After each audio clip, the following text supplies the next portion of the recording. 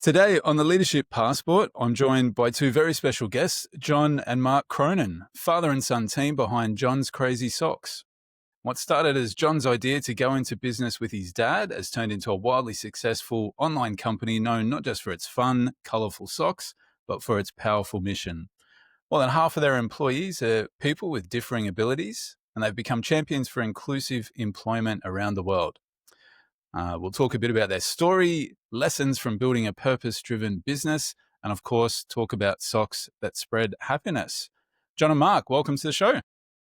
Thank you, Kevin. I really appreciate on your podcast. Thank you so much. I really appreciate it. Thank you for having us on. We've been looking forward to this conversation. Amazing. I'm looking forward to it as well. So I'm wondering if you can take us back to the beginning. How did John's Crazy Socks come to life? I got Well, you want to go all the way back to the beginning, John? Yes, Dad. Yes. All right. So our story starts back in the fall of 2016 in a small log cabin in the woods. No. It starts on suburban Long Island outside of New York City. And where were you, John? I was at Hurricane High School. I got to be my last year of school.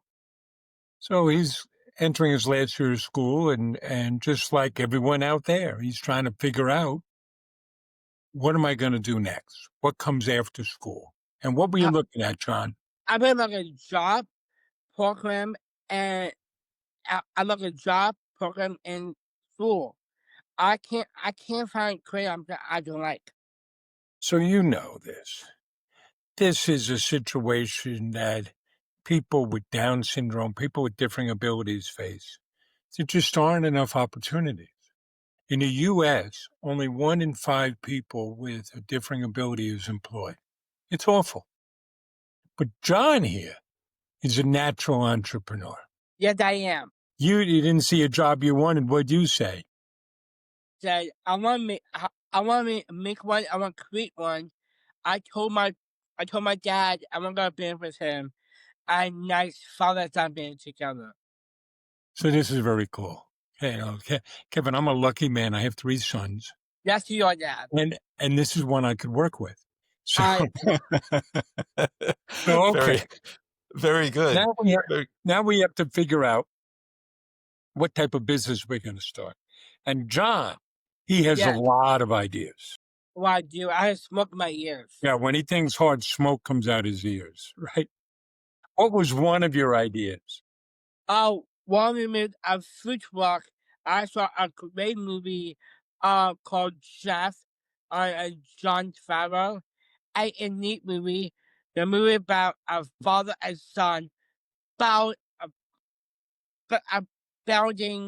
a food truck.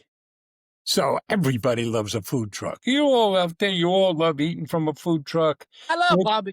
We're thinking, what could we make? He's saying barbecue. Where would we put the truck?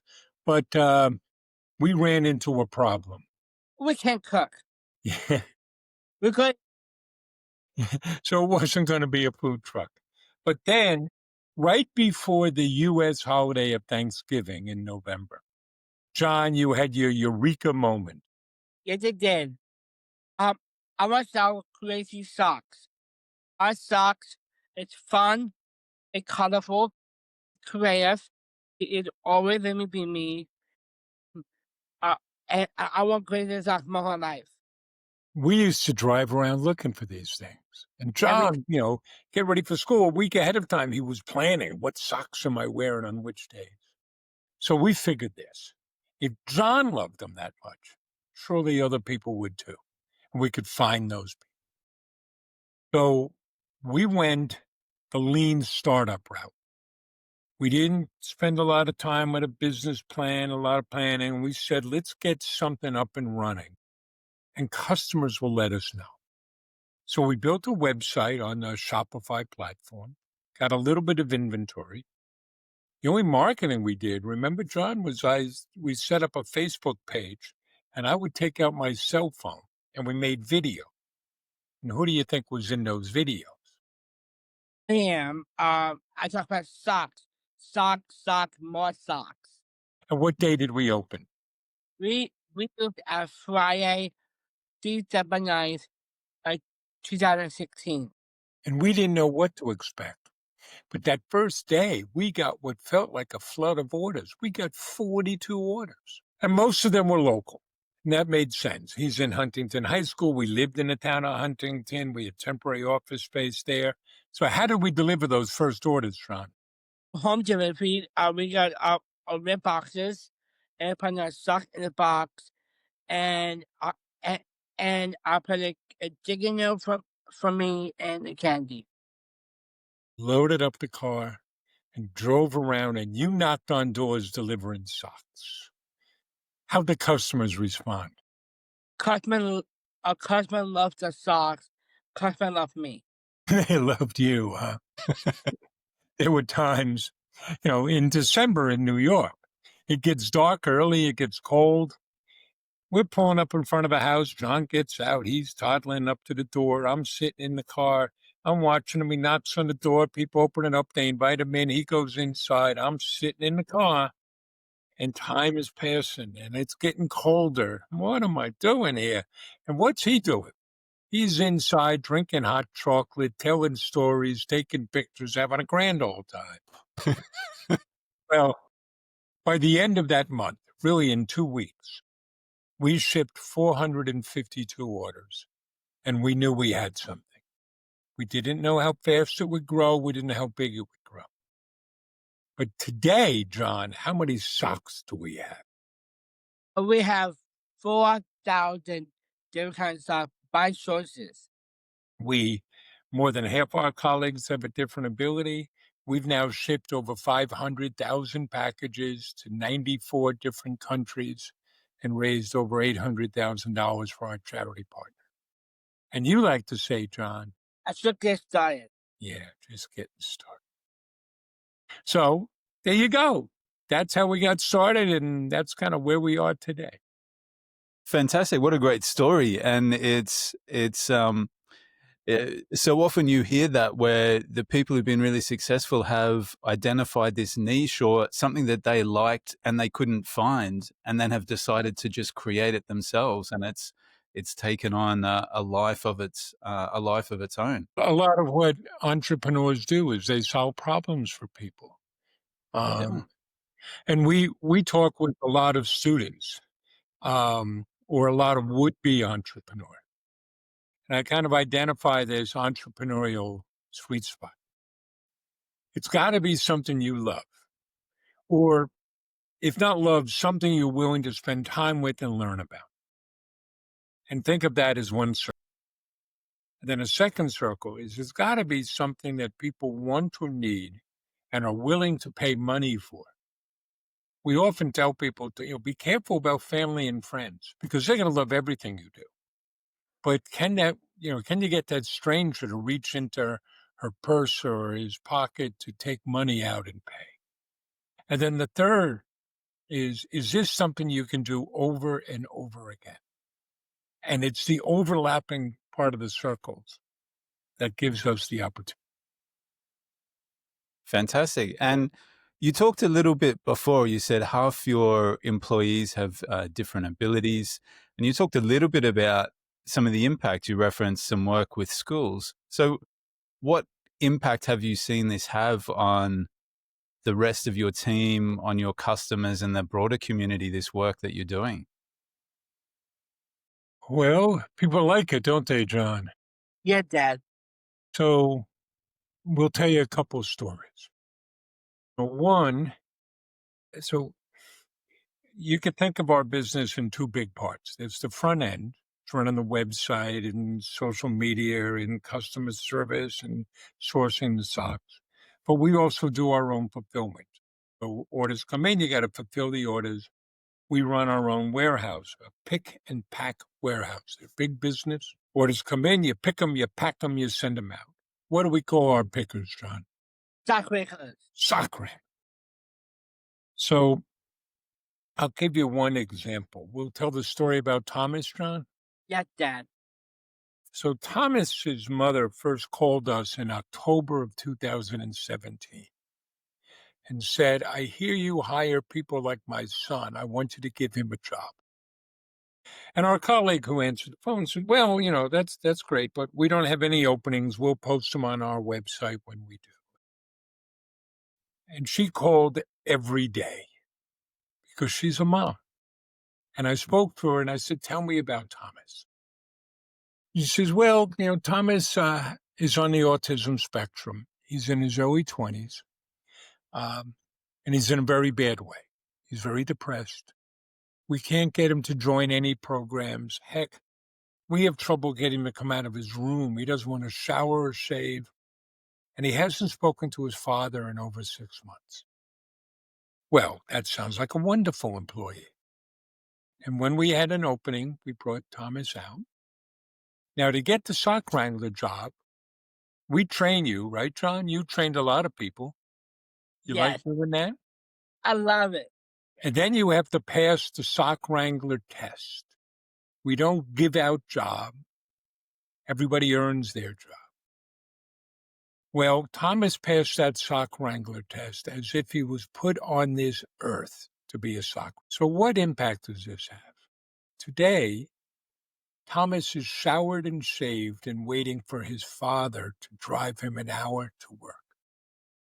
And when he gets here, the young man who wouldn't look at you or talk to you goes around the whole building wishing everybody a good morning. And last year, at his brother's wedding, to both the shock and the joy of his family, he stood up and gave the best man toast. What impact does a job have? Look at it. It can be transformative. So that's one thing. A second is, you mentioned schools. So we host tours from schools and social service agencies, and we host work groups. John, you give the tours, right? I do. I give it a tour, and in fact, I have a tour today at 11:30 You today. got a tour coming in today. John's given a tour to over 4,000 people. Yeah, And these tours are really important because it's really important for somebody with a different ability to see people like themselves working and owning a business. And here's one example. We got a phone call from a teacher the day after she had brought her class in for a tour. yes, yeah, yeah. That I have. I North remember. High School, right? And the next day, the day after the tour, one of her students came in and had printed out a picture that he had taken of he and John together and came up to the teacher and said, "You see, I can do anything." That's what you want to do. You want to show. And so we've been very fortunate. We know of about a dozen different businesses that got started because they said, "Well, heck, if John and Mark can do it, we can do this too." Um, so i it's important to do what we do, but it's also important to keep showing that to others. Absolutely. I did when my dad said that, uh, that's showing a more impact. Showing other people do, and like me and everybody else, and that is really really cool. And so makes me that makes me feel so great by it, and it's so inspiring.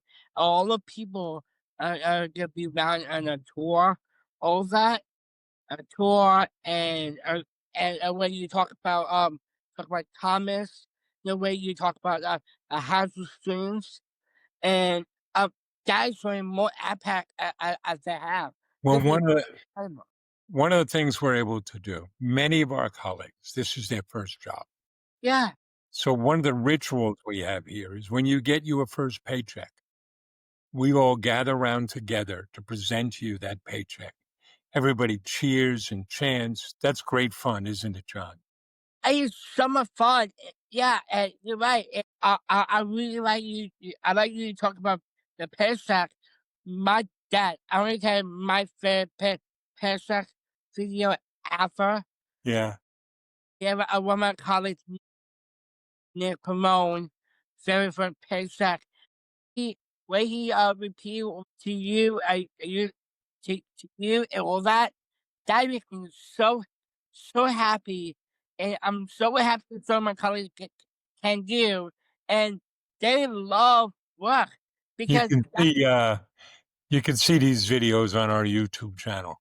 But it's really important. Yeah, and it's that story you shared about Thomas is sometimes it's amazing to see the potential some people have if they just get a chance. And for, so many people like the ones you're talking about don't often get that chance. And the ones that do, amazing to see that the potential and the things that they can achieve. Yes, and we try to share with businesses, and there are a couple of things. So listen to that story about Thomas. We did nothing. I mean, John and I were just some knuckleheads selling socks. We don't have special programs. We don't have special training. All we did was give Thomas the opportunity to earn a job. And we point out to employers, if you get to know John, you're a very nice guy. I am. I am not. If you're going to work for us, you got to produce. So, let's just take this in a business way. We're in our 9th year. We're coming up on our 9th anniversary. And over those times, in filling jobs in our warehouse, we have pulled from 3 different labor pools. People with different abilities, moms, there are some dads in there, but because we schedule people in 4-hour shifts. So you can come in and put your kid on the bus in the morning, come into work, and be home in time to pick your kid up in the afternoon. And then the third group, which is general laborers that want a good starting salary. Ours is $17 an hour. By far, the best labor pool are people with different abilities. They want to be there. They're enthusiastic. They care. They work so hard. They do such a great job. And what are the results?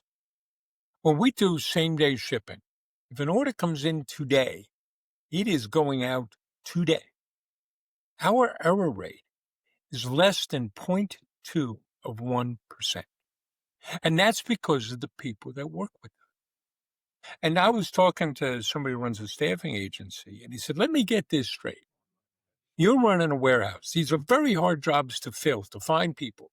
And you're paying a little above minimum wage. And you fill all these jobs and they do great work. I said, yes. He said, because most of the time, when he's working with employers, they can't find people. If they do, they show up, they don't do a good job. They might show up drunk or high, and then they just vanish and they don't show up. And so, yes, look what we're able to do. And that's what we're always trying to show other businesses. That hiring people with different abilities, it's not altruism. It's good business. Yeah. Yes, not because it's the right thing to do, which it is. Not because it's going to make you feel good, which it will. You should do it because it's going to help your business. So on that, you shared lots of great positives and some wonderful stories and anecdotes. I'm sure every business along the way faces some challenges. So what's been the toughest part of running John's Crazy Socks so far? Yeah, it's, we share with would-be entrepreneurs. It's not a question of will things go wrong. It's only a question of when and then how you respond. Some of it is simple and humorous. On our very first day, what time were we going to open, John? First day, we just started a little bit at 10 o'clock in the morning, except our website crashed. We started about 3 o'clock in the afternoon. Right, our website crashed because our webmaster, that was me, It's you, Dad. screwed something up. So we opened at 3 in the What you afternoon, do? or we told you we put candy in the packages. So when we started, what candy were we using, John? We started 100 Kisses. And if you don't know what those are, they're little pieces of chocolate. We would get big bags of this and pour it into the boxes, and everybody loved it.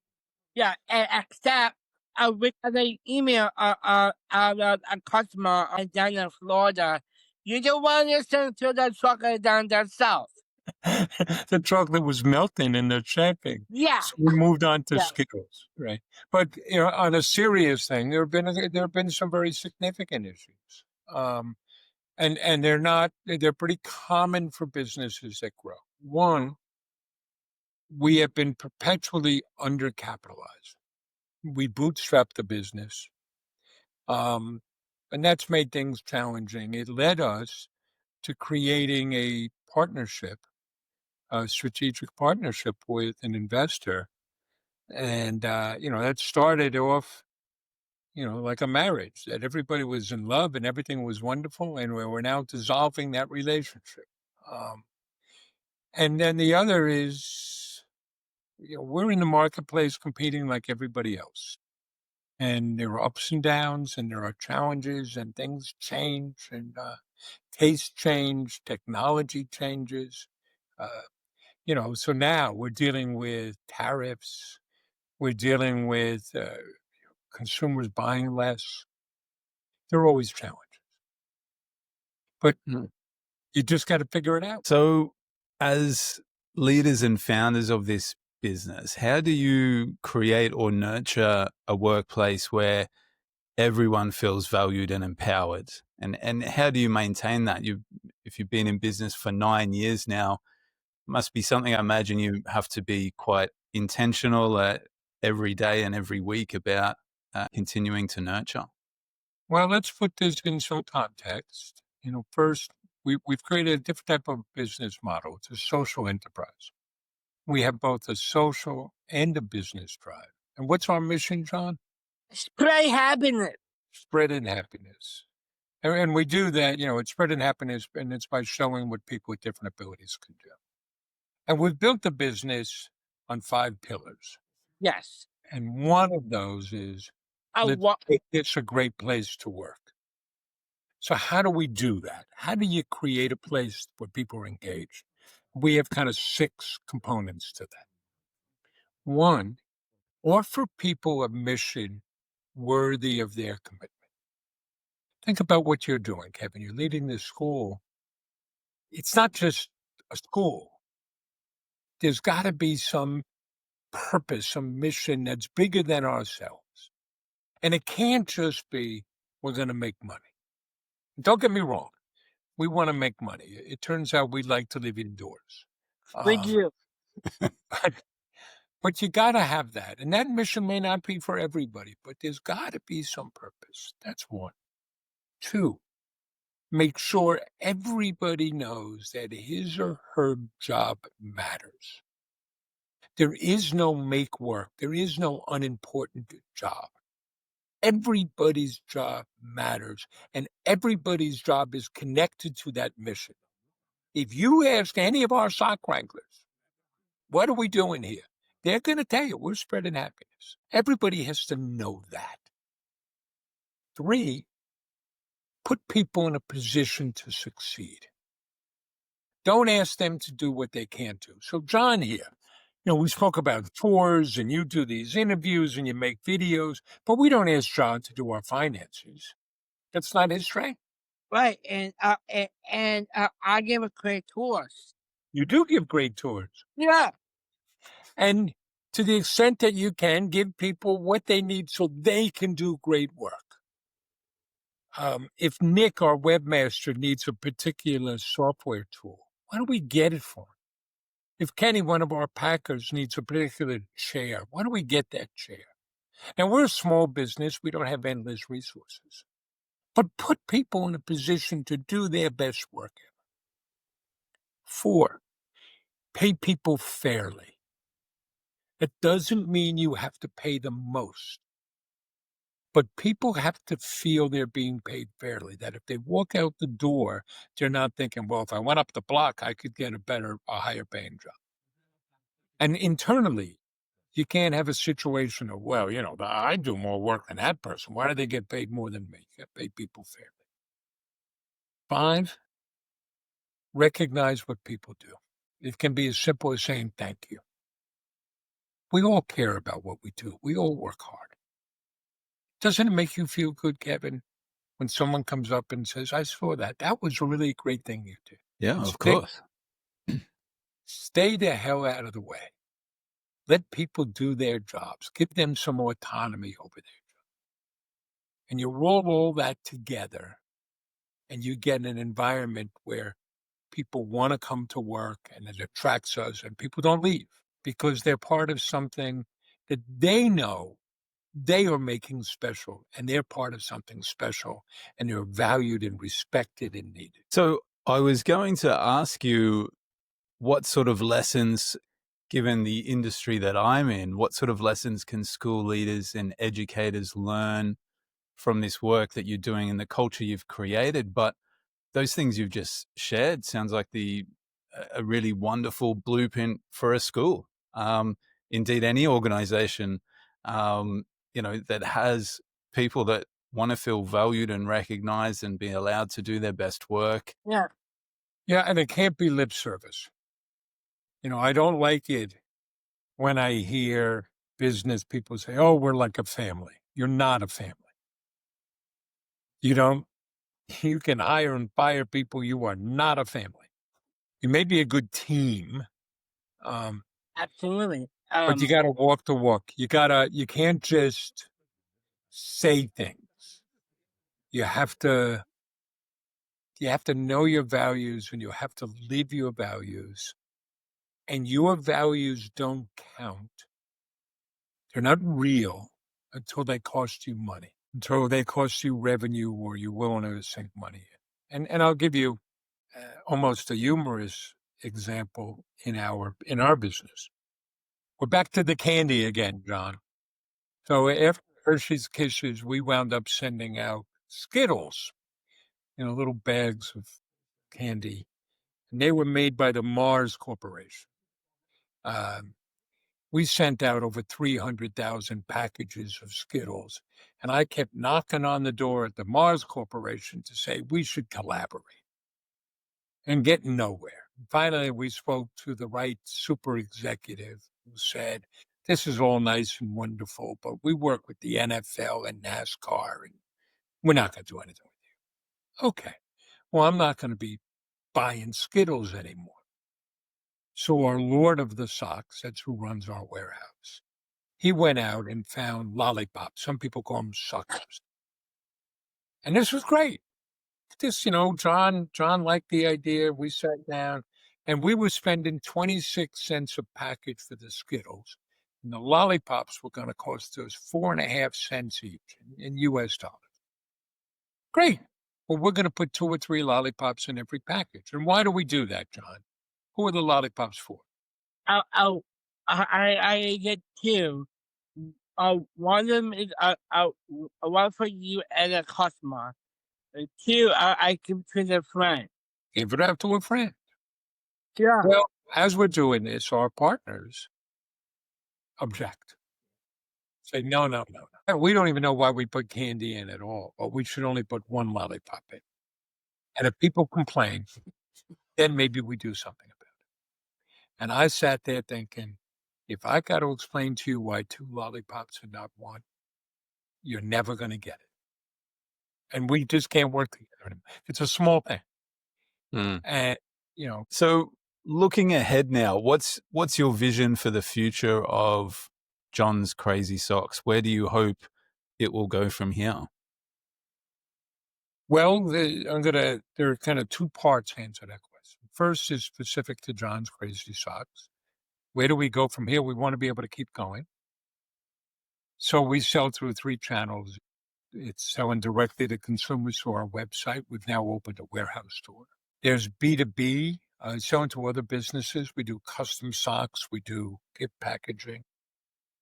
A third area is selling into retail, into other stores. And we're really nowhere. That was supposed to be our partner's bailiwick, and it didn't happen. So we're developing things to make that happen. But John and I are also taking this the next step, the next level. So we've created an organization called Abilities Rising. Yes. It will be an umbrella organization for 3 constellations of businesses. There's e-commerce, like John's Crazy Sock, that showcases what people can do, creates jobs. We're going to open a gift store that sells products made by people with different abilities. And then the second area is let's give a voice to people.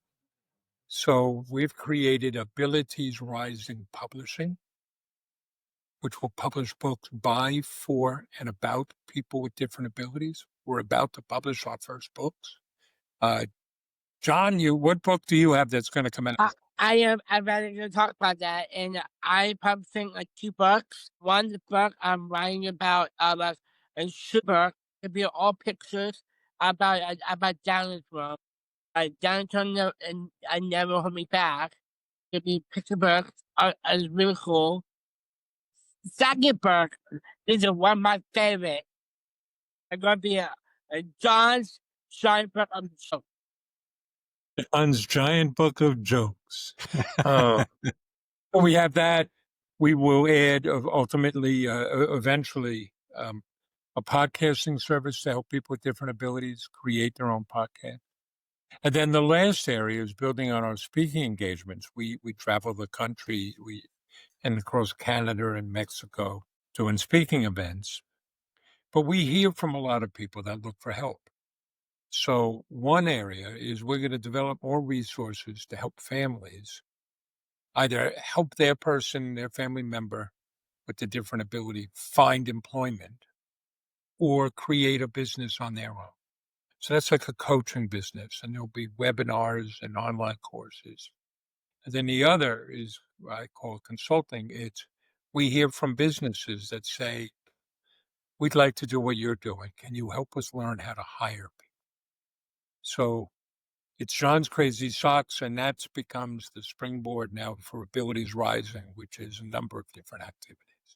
Think of it as like Virgin Atlantic, except we're focused on, what they all have in common.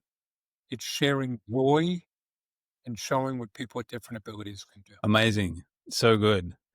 All right. So we're almost out of time, but I've got one more question. It's probably the most important question of the whole session. And this is for John.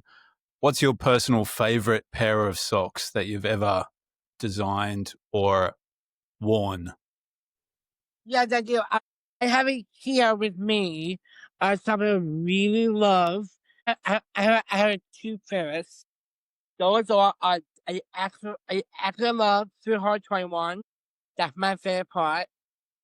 And if my favorite is a big me crazy. Bacon drives you crazy? Yeah. I do have to tell you, Kevin, we do a lot of interviews. John gets asked that question often, and he has a different answer all the time. Well, good. Your tastes change, don't they? And they evolve and become more sophisticated. So fantastic. Okay. So good. John, you want to tell folks where they can find you? Yes. I'll go at johnscrazysock.com. There's my banner. I said, I hit the banner. You get the all the website here, and check out all the platforms like YouTube, TikTok, Twitter, Instagram, Facebook. All the lot of fun. John's Crazy Socks. You're all over the place. Yeah, I have here the banner or the website. I understand. You like making those TikTok videos, don't you? I do that. I love TikTok. I love dancing. Very good. And I've watched your YouTube videos. They're fantastic. They just sum up your story really well, and really great to watch. So, look, thanks so much, guys, for joining me. It's been really wonderful chatting with you, and you're doing some just absolutely tremendous work. You must be so proud of the work you're doing and the impact you're having. So thank you so much. Well, thank you for having us. We're very grateful. We appreciate this, Kevin.